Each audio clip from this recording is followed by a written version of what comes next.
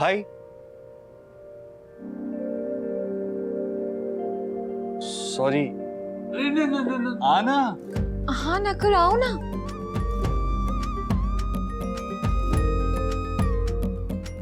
भैया फिर से व्लॉग्स बना रहे हो? आपने फिर से कैमरा उठा लिया? भाभी भाई फिर से व्लॉग्स बना रहे? आपको नहीं पता हमें कितनी खुशी हो रही है। आपको पता है जैसे परशुराम जी के हाथ में परशु होता है, कृष्णा जी के हाथ में सुदर्शन चक्र होता है, वैसे हमारे भाई के हाथ में कैमरा अच्छा लगता है। ये आपकी पहचान है, कोई भी दूर से आपको पहचान सकता है कि वो देखो अलबेला कान्हा आ रहा है। वो तो है अलबेला, वो तो है अलबेला। थैंक यू भाभी, आपने हमारे भाई को फिर से पहले जैसे बना दिया। कुछ कहने की जरूरत नहीं, हम जानते हैं कि जो कुछ भी हुआ है सिर्फ आपकी वजह से हुआ। आपके जैसा मैजिक कोई नहीं कर सकता। हमारा अलबेला भाई के लिए तो मिलिए।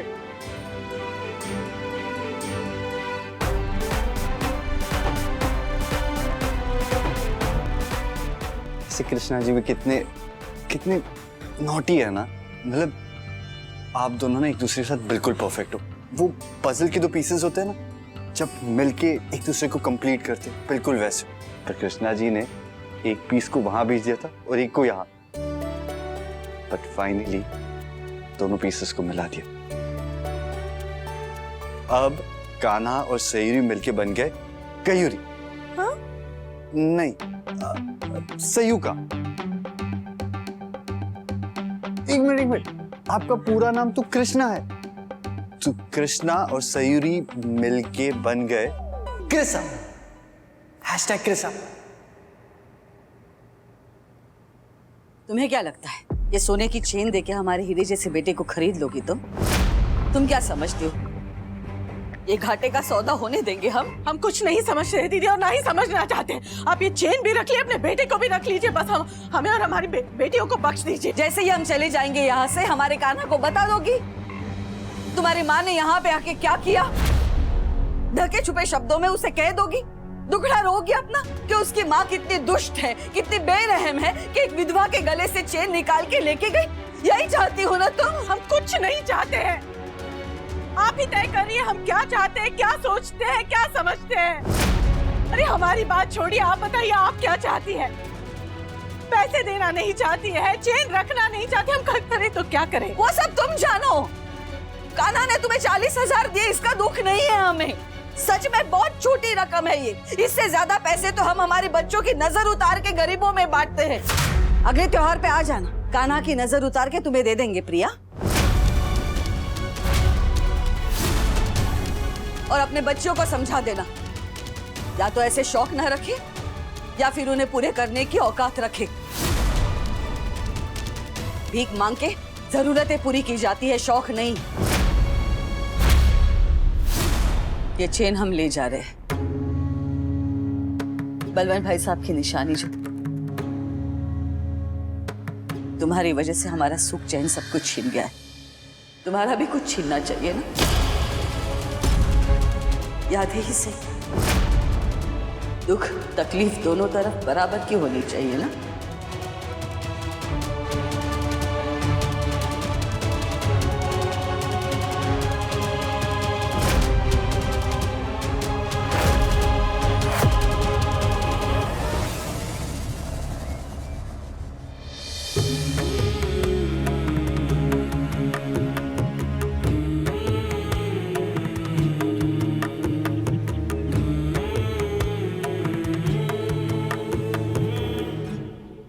हमें माफ कर दीजिए कृष्णा जी,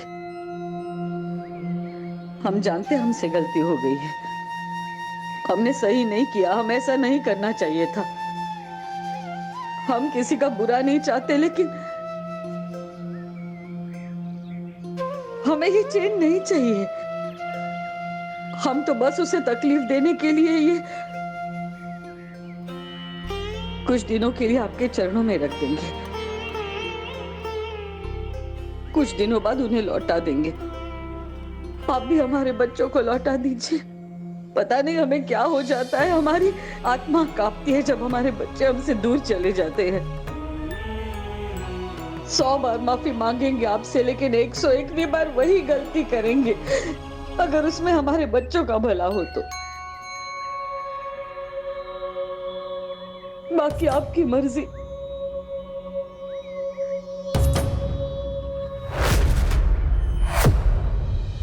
मम्मा, आई एम सो सॉरी मम्मा, हमारी वजह से ये सब कुछ हो रहा है। हमने जिद की थी ना ट्रेनिंग में जाने की, नहीं करते तो कान्हा भैया को कभी पता ही नहीं चलता हम क्यों परेशान हैं। पागल है हम। उन्होंने पूछा था पर हम छुपा भी तो सकते थे ना। नहीं कहते कुछ तो नहीं होता ये सब कुछ। मम्मा आप सही कह रहे थे, टेंशन कान्हा भैया की नहीं थी, सरोज आंटी की थी। वो कभी नहीं समझेंगी और ना ही कभी मौका छोड़ेंगे आपको बातें सुनाने का। मम्मा आई एम सो सॉरी, सच में हमारी वजह से हुआ सब कुछ। सॉरी। नहीं रोते बेटा, ऐसे नहीं रोते बेटा। नहीं हो ठीक बेटा, ठीक खुशी।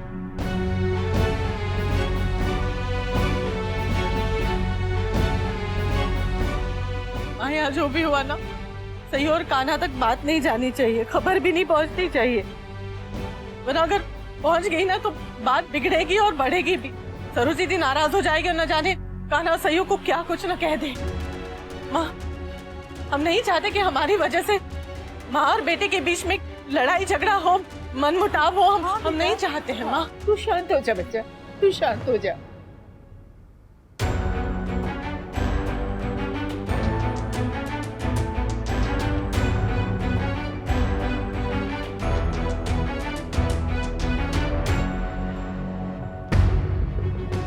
माँ, क्या किया आपने? क्यों किया? हमारे पास किसी चीज की कमी है क्या? किसी की मदद कर देंगे तो क्या हो जाएगा? खबर पहुंच गई तुम तक। कमाल का रिश्ता है तुम्हारा तुम्हारे ससुराल वालों के साथ। उनके और हमारे घर के बीच 20 कदम का रास्ता भी नहीं है। हम घर तक पहुंचे भी नहीं और समाचार बिजली की गति से आ भी गए। हे भगवान, पीयू पागल हो गई है तू? जरा से भी अकल नहीं है तुझमें? माँ प्लीज उसको मत चिल्लाए, उसकी कोई गलती नहीं है। उसने सिर्फ सॉरी बोलने के लिए कॉल किया था और कान्हा भैया को लगा वो परेशान है। और क्या? और बहुत बड़ा बवाल होने वाला है अब। हे कृष्णा जी, हमारी बच्ची को माफ कर देना। गलती से उसके मुंह से ये सारी बातें निकल आई और हम नहीं चाहते कि इस गलती की वजह से माँ और बेटे के बीच में कुछ भी अनबन हो, कोई भी प्रॉब्लम हो। और हम ये भी नहीं चाहते कि सरोज दीदी कान्हा और सयू को कुछ भी कहे। अगर ऐसा हुआ तो हमें बिल्कुल अच्छा नहीं लगेगा। और क्या क्या सहना पड़ेगा हमारे बच्चों को। 40,000 रुपए के लिए आपने उनको इतना कुछ सुनाया, बेइज्जती की उनकी। कुछ तो सोच लेती, उनका नहीं तो खुद के बारे में सोच लेती। आप ऐसे बात नहीं करती थी माँ, आप कब से ऐसा करने लगी? क्या हुआ कान्हा? अब क्या किया तुम्हारी माँ ने? हमने तो सिर्फ प्रतिक्रिया दी है, किया तो इस लड़की ने और इसके परिवार वालों ने। कान्हा से 40,000 रुपए लिए हैं इन्होंने, उसे बहला फुसला कर।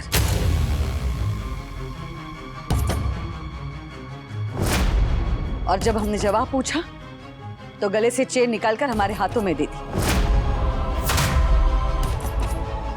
और कान्हा से हमारी शिकायत भी कर दी। आपने किसी के गले से चेन छीनी है क्या माँ? नहीं ना, गलती उनकी है। आपकी इसमें क्या गलती है माँ? गलती तो कुछ नहीं है कुसुम, लेकिन लग सकती है ना। बीवी जो दिखाएगी पति वही सच मानेगा ना। आप हर चीज में सयूरी को क्यों घसीट लेती हैं? तो बता क्या करें, किसकी गलती है? गलती किसी की नहीं है, गलती हुई नहीं है। अरे हमने तो बस प्रिया की मदद की थी, उसकी स्पोर्ट्स ट्रेनिंग के लिए पैसे दिए उसे, बस। हमारा हक नहीं बनता क्या? हम भी तो उस घर के दामाद हैं, हमारी भी कुछ रिस्पॉन्सिबिलिटीज हैं, इसलिए हमने किया और आगे भी हुआ तो करेंगे। हमें ना पसंद हो तो भी? आपको क्यों पसंद नहीं है माँ? क्या वजह है? सयूरी हमारी बीवी है ना, और वो उसका परिवार है तो हमारा भी परिवार हुआ ना। अगर हम सयूरी से एक्सपेक्ट करते हैं चीजें तो वो भी हमसे कर सकते हैं ना। खुद आप दुनिया भर की हेल्प करते हो लोगों की, किसी को भी जरूरत होती है तो सबसे पहले आप खड़े हो जाते हो। तो हमने अपने परिवार वालों की हेल्प की है, उसमें आपको क्या प्रॉब्लम है? जवाब दो सरोज, है जवाब तो दो। बहू, क्यों करती हो ये सब? अरे कुछ तो अपनी गरिमा का मान रखो। सास होने का न सही, माँ होने का सही। क्यों करते हो ये सब कृष्णा जी? जरा सा कुछ ठीक होता है और आप बेचारी पियो अभी तो पूरी तरह खुश भी नहीं हुई होगी। वो ट्रेनिंग पे जा रही है और अब आंटी की बातें सुन के माँ, दादी, रश्मि सबको कितनी ही तकलीफ हुई होगी। तुम्हारी तकलीफ क्या है सरोज, आज बता ही दो। देखो, हमारे बस में होगा तो हम तुम्हारी समस्या का समाधान करेंगे। बताओ, जवाब दो। ठीक है, बताते हैं। हमारी तकलीफ ये लड़की और उसका परिवार है, जिन्होंने हमारे बच्चों को अपने वश में कर लिया है। ये क्या बोल रही है आप आंटी? काना कोई दूध पीता बच्चा नहीं। हम तुमसे बात नहीं कर रहे, बीच में मत बोलो। हाँ, ये क्या बात हुई? आंटी ये सब कह के आप सिर्फ मेरी ही नहीं अपने बेटे की भी बेइज्जती कर रही हैं। काना से 40,000 रुपए लेते वक्त तुम्हारी बेइज्जती नहीं हुई, हमारे सच बोलने से हो गई।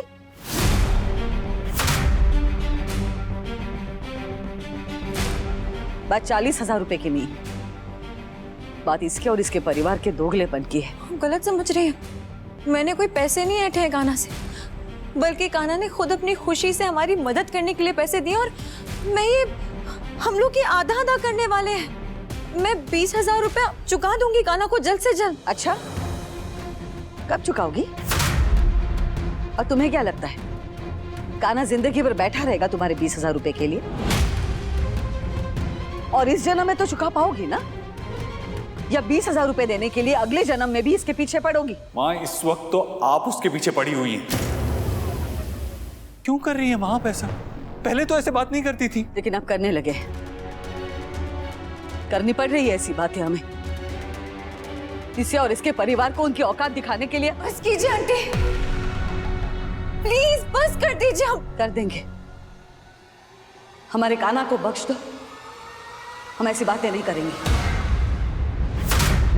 सरोज, तुम्हें अपने बच्चों का वास्ता, अरे खुद को इतना मत गिराओ कि फिर कभी उठ ना पाओ। किसी और का नहीं बहू, तो अपने बेटे का तो मान रख लो। हैं? और कल को वो किसी मंदिर में या अनाथालय में जाके कुछ दे आएगा तो तुम क्या उसे छीन ले आओगी? नहीं दद्दू, हम जानते हैं हमारी माँ को। अगर उन्हें ये पता चला ना कि काना किसी की मदद करने जा रहा है तो वो खुद अपने साइड से भी कुछ ना कुछ उसमें डाल देंगी। पर उस घर के लिए नहीं, उस घर की वजह से बहुत चोटें खाई है माँ ने। उस घर ने उनका बेटा छीन लिया है उनसे, इसलिए कोई भी दर्द, कोई भी सिंपैथी उनके लिए हो ही नहीं सकती किसी के मन में। कुसुम, हमें ये पता नहीं था कि तुम्हारी माँ की सोच का जहर तुम तक फैल चुका है। हाँ हाँ, आप चाहते हैं कि हम चुपचाप सारा जहर अकेले ही पी जाएं, आपके दोस्त के परिवार के बारे में कुछ भी ना बोले, वो कितने भी गलत हो। लेकिन अब ऐसा नहीं होगा, हम इनकी ईंट से ईंट बजा देंगे। और जब भी आप ऐसा कुछ करने जाएंगी, हम आपको आपके सामने खड़े मिलेंगे।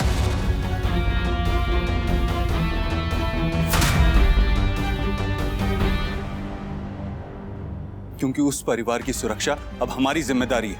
हम बेटे हैं उस घर के, वो परिवार हमारा भी है। जैसे सयूरी इस घर का हिस्सा बनने की कोशिश कर रही है, वैसे हम उस घर का हिस्सा बनने की कोशिश करेंगे। आप लोग ही तो कहते हैं ना कि शादी लड़के और लड़की के बीच में नहीं होती, दो परिवारों के बीच में होती है। इसी सोच को हम आगे लेके जाने की कोशिश कर रहे हैं। हम पूरी कोशिश करेंगे उस घर का भी बेटा बनने की।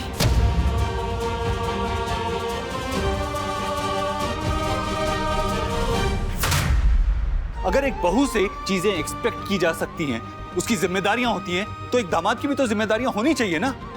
हम वो जिम्मेदारियां निभाएंगे। और किसने बनाया रूल कि शादी लड़की वालों के लिए घाटे का सौदा होता है और लड़के वालों के लिए फायदे का सौदा? क्यों ये दोनों परिवारों के लिए फायदे का सौदा नहीं हो सकता? दोनों परिवारों के लिए खुशियां क्यों नहीं लेके आता ये? क्यों ऐसा होता है कि सिर्फ लड़की पे ही जिम्मेदारियां होती, सिर्फ लड़की से ही एक्सपेक्ट की जाती हैं चीजें? क्यों दोनों बराबर अपनी जिम्मेदारियां नहीं बांट सकते? क्यों सयूरी और हम दोनों बराबर अपनी रिस्पॉन्सिबिलिटीज नहीं निभा सकते? माँ हमने डिसाइड कर लिया, हम दोनों परिवारों के सभी सदस्यों को बराबर का समय देंगे, बराबर का सम्मान देंगे। और एक बात और, हम अपने फैसले अब खुद लेंगे, सयूरी और मेरे फैसले।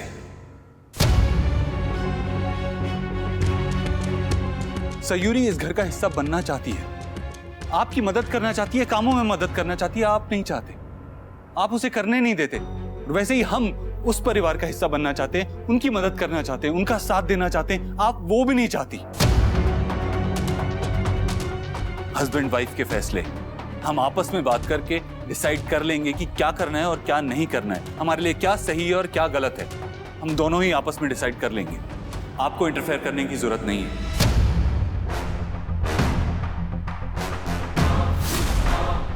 आप बोलिए माँ कि अगर शादी के बाद लड़के की माँ लड़की से एक्सपेक्ट करती है कि वो घर के कामों में हाथ बटाए, पूजा पाठ में हिस्सा ले, बाकी सब भी चीजें करे, तो लड़की की माँ अपने दामाद से ये क्यों नहीं एक्सपेक्ट कर सकती कि वो सुख दुख में साथ दे, उसे समझे?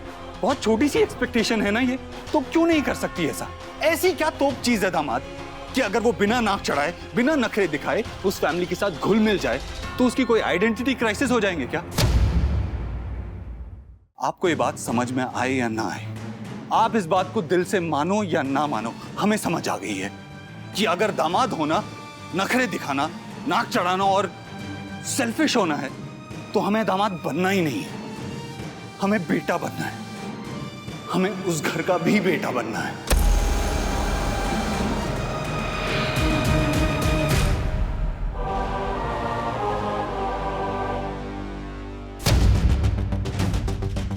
जाओ सयूरी, कह दो अपने परिवार वालों से कि हम उस घर के भी बेटे हैं, जैसे इस घर के, उनका भी पूरा हक है हम पर।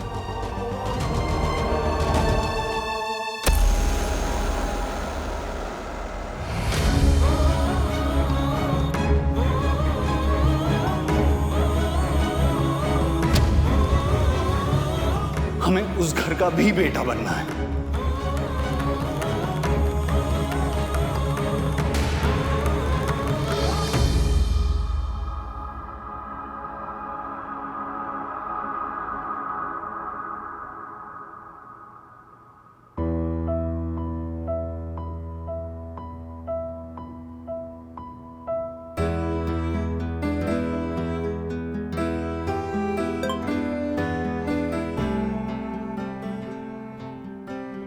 सॉरी, अभी इतने ही हैं। 33,000 भी बहुत जल्द से जल्द चुकाने की कोशिश करूंगी मैं।